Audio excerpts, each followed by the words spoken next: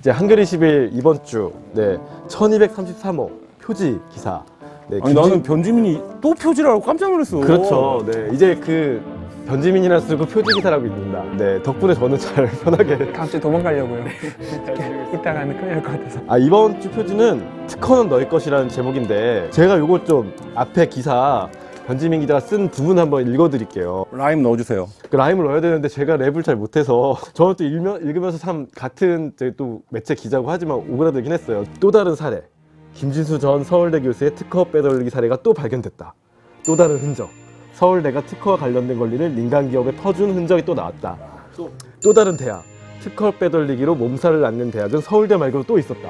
다 이 또 이게 그렇죠. 또와 끝에 다로 리듬과 가구를 맞췄는데요. 고등학교 때 운문부였던 것 같아요. 그렇죠. 고등학교 때 뭐 C를 가작 이런 것도 받고. 김진수라는 분은 세계적인 과학자. 네. 세계 탑3. 이 크리스퍼 유전자가 이 기술이 워낙 핫하니까 노벨상 후보다. 난치병 같은 경우는 뭐 유전자에서 일정 부분이 고장나, 그러면 그 고장난 부분을 탁 집어서 잘라낸 다음에 다시 새로운 거를 꼬매는. 툴제는 김진수 전 서울대 교수가 창업한 바이오 기업인데 김진수 교수가 창업자이자 최대 주주. 툴젠이 지금은 코스닥 시장으로 올라와 오진 않는데 본격적으로 이게 주식 시장에 등장을 하면 굉장히 크게 김진수 교수팀이 크리스퍼 유전자 가이 기술을 2012년 하반기에 개발을 해서 미국에 가장 먼저 특허 출원을 하고요. 첫 특허 출원을 할 때 보면은 툴젠이 100% 이 기술을 개발했다라고 하고 신고를 합니다. 서울대에다가.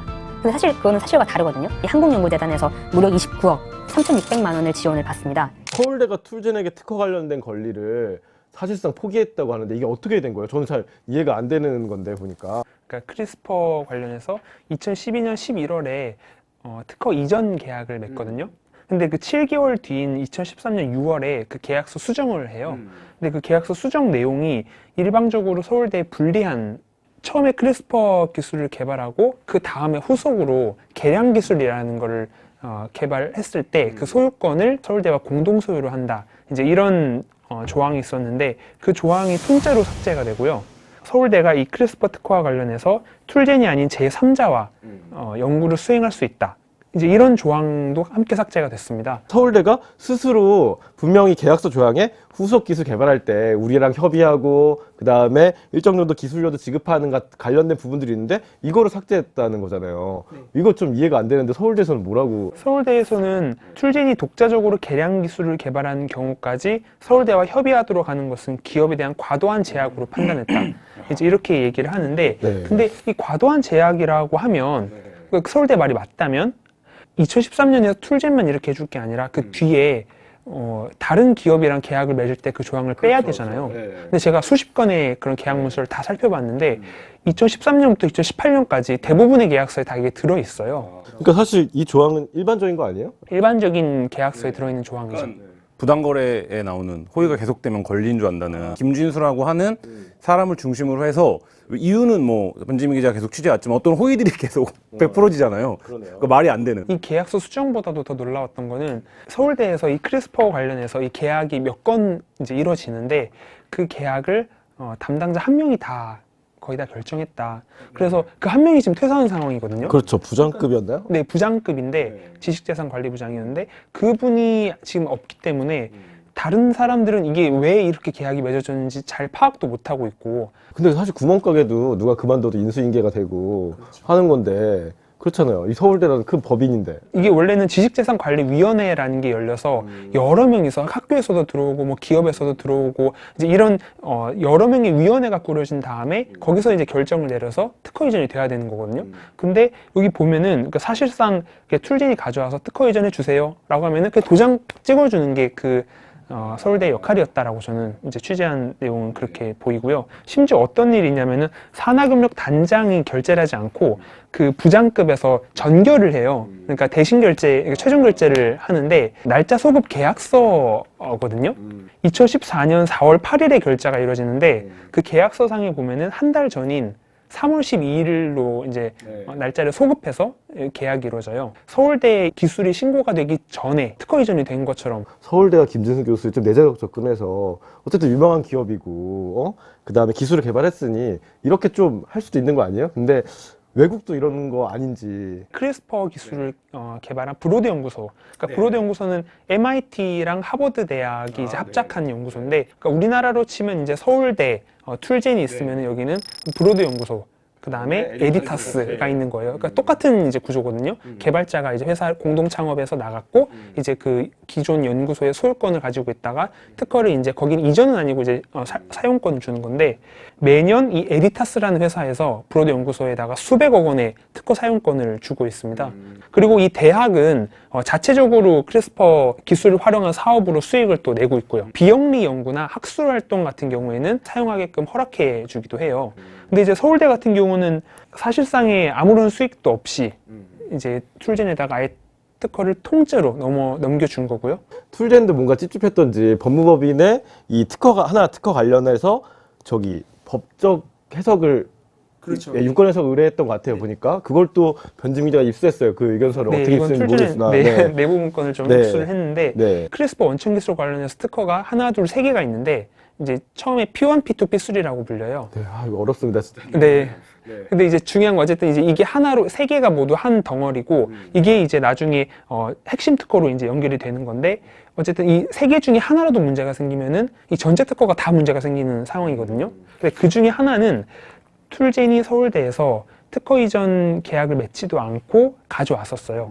근데 이제 툴젠도 이게 뭔가 문제가 있는 것 같다라는 걸 이제 인지를 하고 법무법인에다가 대형 로펌에다가 이거 좀 확인을 해줘 라고 했는데 문제가 있다. 김진수 교수라든지 이 발명자들이 서울대에 원래 신고했어야 된다. 이 특허는. 그럼에도 불구하고 발명자들은 이 P3 특허에 대한 권리를 툴젠에 바로 이전했다. 최소한 2013년 시점에서 계약을 맺었어야 이게 모든 일이 정상적으로 풀리는 건데 지금 이미 뭐 규정이고 법이고 위반해서 이제 2016년에 지금 시간이 왔기 때문에 서울대에서 이러한 날짜 소급 계약서를 받아줄 수 있는지 확인이 필요해 보입니다. 근데 이제 결과적으로 P3는 이게 안 됐어요. 근데 계약이 안 돼서 지금은 이제 거의 문제가 거의 확실시된 상황이고 툴젠의 크리스퍼 특허에 좀 문제가 있어 보입니다. 여러분은 한겨레 TV 훅을 보고 계십니다. 뭐 김진수 교수는 이런 입장을 밝히긴 했어요. 논문 저자와 특허 발명자는 얼마든지 다를 수 있다. 지금까지 의혹을 사실로 인해 여러 편을 오보를 했다. 이제 그만하라고 한겨레 신문이 밝혔다는 거고 서울대는 현재 조사 중이라 입장을 밝히기 어렵다. 이렇게 해명을 하고 있네요. 근데 이 사안에서 구체적으로 뭐가 잘못됐다 이렇게 반박하지는 않고 있네요. 보니까. 네, 뭐 예를 들면 한국연구재단 내 돈을 받아서 연구한 게 아니다라고 뭐 하지는 그런 말은 하지는 않고 있고요. 그리고 뭐 툴젠의 연구비가 100% 이제 100% 그거로 이제 특허를 개발했다라고 적은 게 문제가 아니다라고 이제 얘기한 적도 없고, 그러니까 자세한 언급은 하지 않고 있고요. 제가 얼마 안 되는 정말 이공계 인맥들한테 이 기사에 관련 좀 물어봤어요. 지난 기사 물어봤는데 사실 여기에 드러난 것들이 이공계 연구실에서 관행적으로 일어나는 일도 좀 많다라는 말을 하더라고요. 그러니까 최근에 권칠승 의원실에서 자료를 국정감사 자료, 네. 국정감사 자료를 낸 게 있는데 그러니까 이런 특허 빼돌리기가 전체 특허의 절반에 가깝다. 그러니까 이게 특허권에 대한 관리를 수임받아서 위탁하는 기관이 있으면 상당 부분의 절차를 그러니까 지금 이렇게 왜곡된 절차를 펼 수 있을 것 같은데 원래 애초에는 한국 이제 연구재단이라든지 이런 국가 세금이 들어가서 개발된 특허는 다 국가 거였는데 그렇게 하다 보니까 이제 국가가 다 관리가 잘 안 되고 이게 특허가 활용이 안 되니까 이제 각 대학의 산하경력단을 만들어서 너네가 알아서 관리하면서 실용화도 시켜라 이제 다 보냈는데 각 대학은 그거를 거의 그냥 뭐 퍼주는 지금 상황으로 된 거죠. 저는 서은혜 관계자 인터뷰 중에 그 대목이 사실 한국 대학 구조에서 핵심인 것 같아요. 그러니까 그대로 읽어드리면 특허 빼돌리기나 연구 부정이 밝혀지면 대학 전체가 국가 연구 개발 사업에 참여하기가 힘들어진다.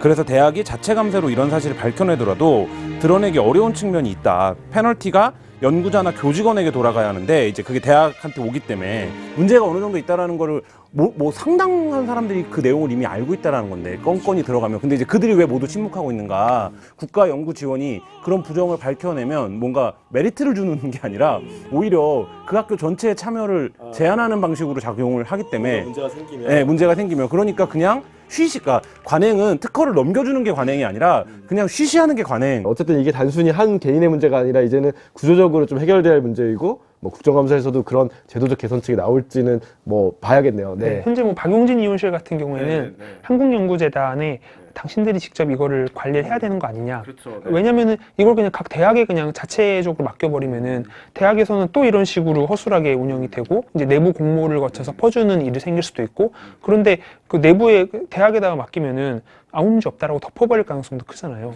그래서 삼성과 잘 싸우던 박용진 의원을 교육으로 빼갖고 지금 사립유치원과 한국연구진흥단이 제일 힘든 것 같아요.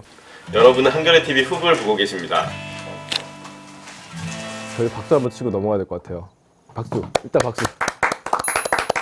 김한 기자가 KBS 지금 제일 핫하진 않지만 핫한 프로그램 저널리즘 제이 그 미디어 비평 프로그램이죠. 거기에 출연하셨습니다. 네.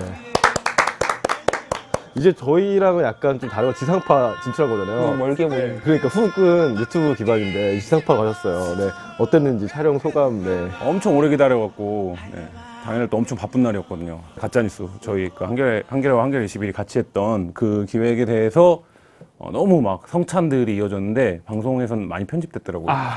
제일 중요한 부분이 성찬도 성찬이고 본인도 엄청 얘기했을 텐데 지금 많이 편집됐다. 아니 저는 얘기할 필요가 없었어요. 그 나온 패널들이 모두 이거는 너무나 시의적절하고 완벽하다.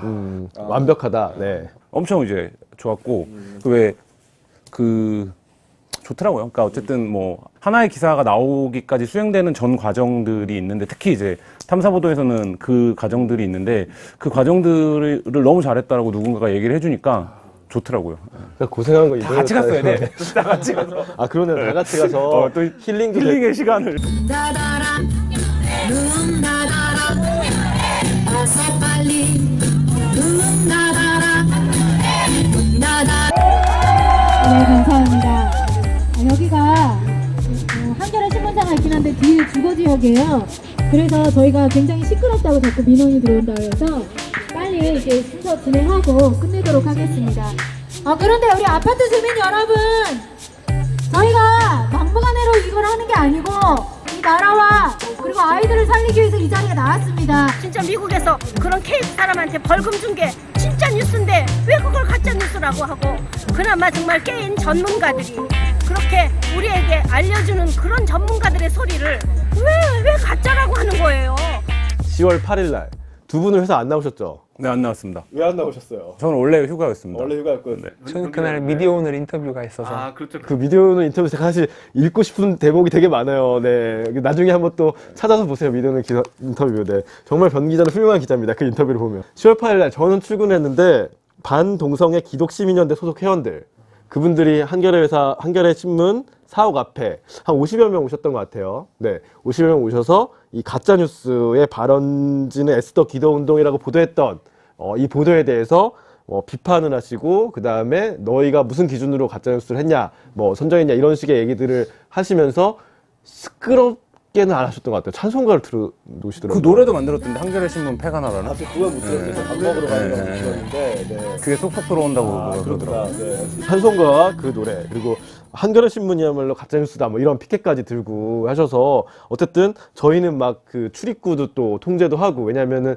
예전에 저희가 그 2000년대 중반에 뭐 여기 고엽제 전후에 분들이 사실 보도가 된 내용이니까요. 저희 회사 보도에 불만을 느끼시고 회사를 와서 회사 안까지 들어오신 적이 있어요. 유리창도 깨지고 뭐 그랬다고 합니다. 집회가 네, 많이 그래서 생겼어요. 근데 이번에도 뭐 그렇게 긴장을 하고 출입 통제까지 하고 그날 좀 긴장한 하루였는데요. 이제 이분들은 이렇게 나오시고 문재인 대통령은 이제 가짜 뉴스를 엄중하게 대응해야 된다. 뭐 이런 상황들이 진행되고 있어요. 정부의 대응이 중요한데요. 그래서 가짜뉴스를 어떻게 할 거냐 이 질문 저도 굉장히 많이 받거든요. 100% 진실인 정보만 다 듣고 알고 사는 건 아니니까 뭐 그런 부분들에서 정치적 반대자를 잡겠다 이런 접근이 아니라 인터넷상에서 공공연히 혐오적인 표현을 하거나 특정 집단을 그러니까 완전히 그 거의 배제와 차별을 하는 언행을 해도 그것을 아무런 조치책도 가질 수 없다는 게 이제 현행 법률인데 그래서 이제 그런 부분들에 대한 미비를 좀 우리가 개선할 필요가 있다.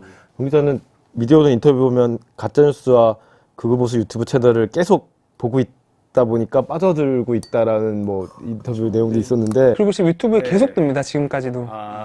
네. 선호하는 채널들이 뜨죠. 네네. 그래서 깜짝깜짝 놀랐는데 갑자기 변지민, 김환 욕하는 게 제 피드에 뜨니까.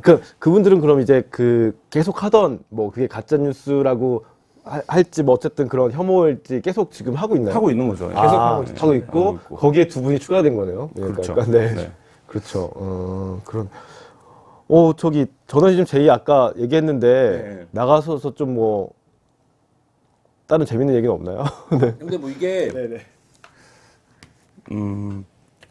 뭐라고 표현해야 되지? 너무 압도적이라는 표현 되게 많이 하더라고요. 네. 그 패널들이. 네, 내가 썼지만 내가 칭찬한다. 네. 그러니까 이게 뭐냐면 저도 기사를 했지만 좋은 보도라고 생각하는데 가짜 뉴스의 생산, 전파, 그 배후를 저희가 다 밝힌 거잖아요.